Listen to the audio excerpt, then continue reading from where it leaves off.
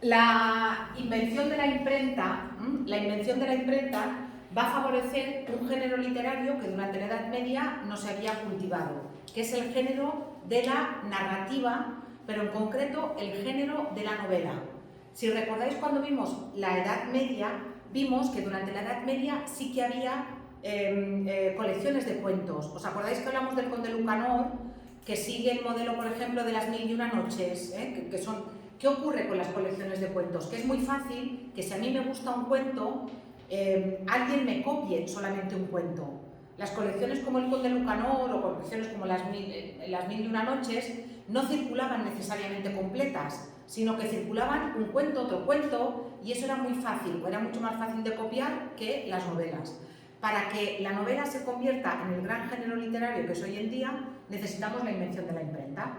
Y la invención de la imprenta va a favorecer que producir libros sea más rápido, más sencillo y más barato, con lo cual parte de la población va a empezar a comprar libros no como objetos de lujo, sino para divertirse, y con ello además nos vamos a encontrar con que los escritores enseguida van a ver que pueden escribir novelas de diferentes tipos, que pueden escribir novelas que estén más dedicadas, por ejemplo, a los hombres jóvenes, que van a ser novelas, por ejemplo, con más aventuras, que pueden escribir novelas que vayan dedicadas más a las mujeres, que van a ser novelas sentimentales, que serían como el precedente más antiguo de las novelas románticas de hoy en día.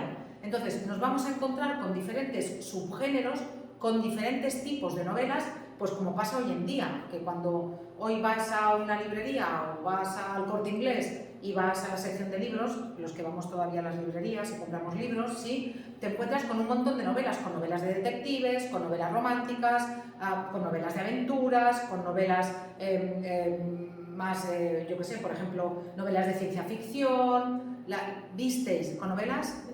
Con novelas de terror, visteis los subgéneros de las novelas. Me parece que en primero de eso, que hicisteis, yo creo que incluso una actividad de clasificar diferentes argumentos en un tipo de novela o en otro tipo de novela.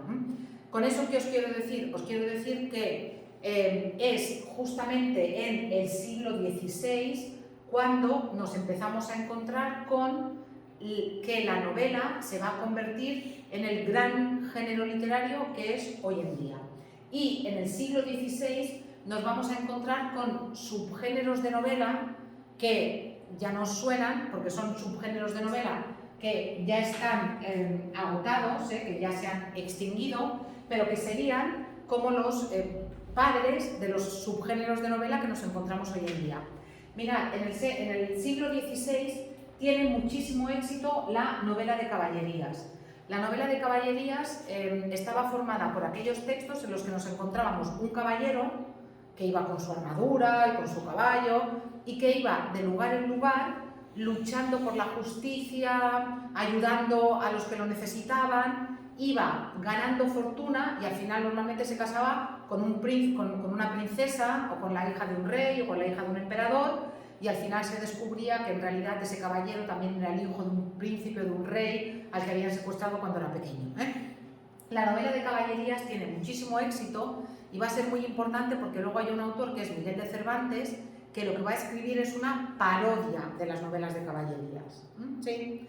También tiene mucho éxito la novela pastoril, que es una novela protagonizada por pastores. Cuidado, que en lugar de dedicarse a cuidar a las ovejas, se dedican a ligar con las pastoras de al lado, que también son pastoras que tampoco cuidan a las ovejas, porque en realidad son todos nobles que se han ido de los palacios porque han tenido problemas y se enamoran entre ellos, en fin. Un poco novelas sentimentales, pero en una naturaleza bucólica. También novelas bizantinas, que son novelas de aventuras, y novelas moriscas, que es un género muy popular en el siglo XVI. Tenéis que pensar que Granada cae en poder de los reyes católicos y con eso se acaba la conquista y se acaba lo que había sido Al-Ándalus en el año 1492. Eso es final del siglo XV.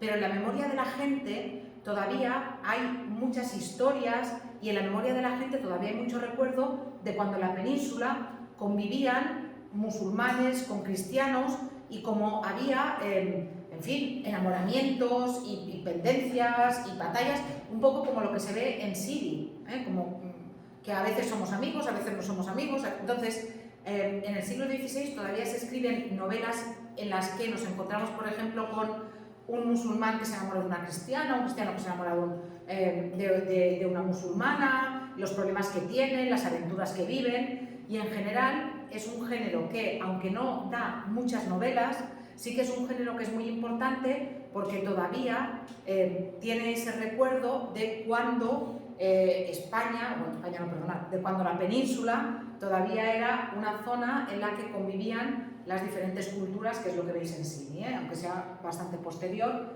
la novela morisca. Y también tiene muchísimo éxito un tipo de novela que es la novela picaresca. La novela picaresca. ¿Qué es la novela picaresca? La novela picaresca es un tipo de novela original de España, no existe en principio en ningún otro país, luego en otros países se va a copiar del modelo español, que tiene como base una novela que se llama Lázaro de Tormes, también conocido como El Lazarillo, no sé si os suena, ¿vale? Que va a ser el modelo que se va a seguir después. Mirad, el Lazarillo, o Lázaro de Tormes, es una novela anónima. ¿Por qué es anónima? Es anónima porque el autor o la autora, que no sabemos quién es de la novela, quiso ocultar necesariamente o muy cuidadosamente su nombre. ¿Por qué? Pues porque probablemente si hubiera dicho su nombre, probablemente hubiera tenido muchos problemas con la Inquisición y a lo mejor lo hubieran quemado en la hoguera. ¿Por qué? Mirad, la historia de Lázaro es la siguiente. Es un niño que cuando es muy pequeño vive con su madre trabaja en una posada, su madre tiene muy poco dinero y no puede mantener al niño, no tiene literalmente para darle de comer. Entonces, en la posada pasa un hombre que es ciego, que va de pueblo en pueblo cantando canciones, en fin, y pidiendo dinero a la gente básicamente, pero claro, es ciego y necesita a un criado, necesita a un niño que lo acompañe para guiarlo por los caminos y para ayudarle en las cosas más básicas.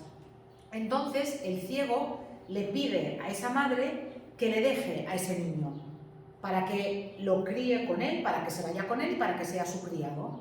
Entonces, la madre, llorando mucho y con gran dolor de corazón, le da al ciego al niño y le dice: a partir de ahora lo tienes que cuidar como si fuera tu hijo, y a partir de ahora, hijo mío, ya no nos veremos más. Y efectivamente ya no se vuelven a ver más. La cuestión es que en cuanto se van de allí, el ciego le empieza a hacer 1000 jugarretas al niño para espabilarlo, porque es un niño muy inocente y es un niño que no tiene malicia. Para espabilarlo, el ciego lo trata fatal, lo maltrata, le hace pasar hambre, le hace pasar sed, en fin, y llega un momento en que el niño le tiene tanta manía al ciego que también le hace jugarretas al ciego, y llega un momento en el que el niño abandona al ciego, y además le abandona de una manera terrible, porque en un momento dado van a cruzar un arroyuelo, y el ciego, claro, el ciego tiene que saltar porque pasa agua, y el niño le dice: tío, le llama tío, no es su tío de verdad, pero le llama tío, saltad por aquí, y el ciego le dice: pero seguro, sí, ¿y qué hace el niño? El niño se asegura de que justo enfrente haya una columna de piedra enorme para que cuando el ciego salte se pegue un golpetazo contra la columna, el ciego se pega un golpetazo que pierde el sentido, se queda allí tirado en el río, el niño se va y ya no se vuelven a encontrar nunca. A partir de ese momento, el niño va pasando por diferentes amos. Claro, es un niño que no tiene para comer, que es un niño analfabeto, no ha estudiado, lo único que puede hacer es de criado. Y va pasando por diferentes amos, y hay 3 que son curas, que son terribles, son los que peor lo tratan, con los que más hambre pasa, los que más engañan a la gente. Y claro, el hecho de que en ese libro, en esa novela, los curas queden tan mal parados, habría provocado muchísimos problemas a el autor o autora de la novela. Y por eso ese libro llegó un momento en que estuvo prohibido por la Inquisición.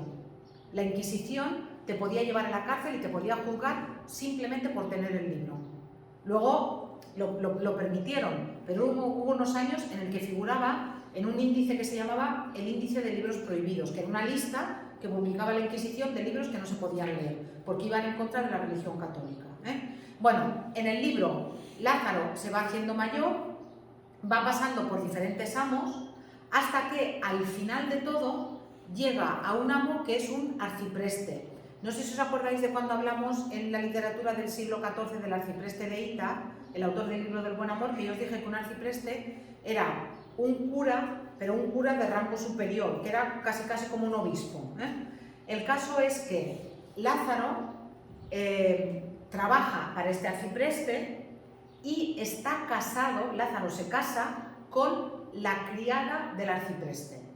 En realidad, ¿qué está pasando? En realidad lo que está pasando es que la criada y el arcipreste son amantes. Entonces, el arcipreste lo que hace es que le busca un marido a la criada para que la gente no murmure de ellos. Y Lázaro, al final de la novela, él se justifica. Él dice, bueno, que mi mujer me engaña, que me llaman cornudo, que dicen que mi mujer se acuesta con el arcipreste. Bueno, yo no lo quiero creer. Él sabe que es verdad, Yo no lo quiero creer. ¿Por qué? Porque tengo un techo, tengo comida, tengo bebida, vivo bien, de tanto en tanto incluso tengo una mujer con la que me puedo acostar, de tanto en tanto, aunque sea su esposa, de tanto en tanto. Yo he llegado, utiliza la expresión literal, a la cumbre de toda buena fortuna. Entonces, a partir del Lazarillo, a partir de Lázaro de Tormes, nos vamos a encontrar con que la novela picaresca siempre sigue el mismo esquema. Nos vamos a encontrar con novelas donde el protagonista es un pícaro, es decir, un niño que va haciendo lo que sea para poder sobrevivir. Si tiene que robar, si tiene que engañar, si tiene que mentir, si tiene incluso que tratar mal a alguien, lo hace porque lo que está en juego es su supervivencia. Entonces, va pasando de amo en amo, pasa hambre, está en un mundo hostil.